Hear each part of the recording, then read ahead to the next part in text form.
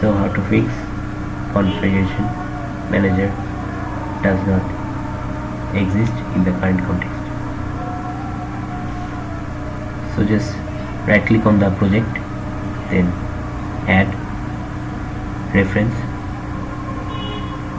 and once you do that, just search for system.conf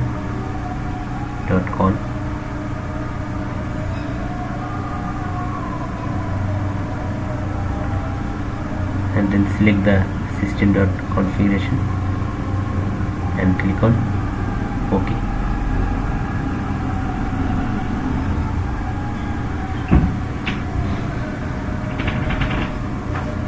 And you can see the system.configuration.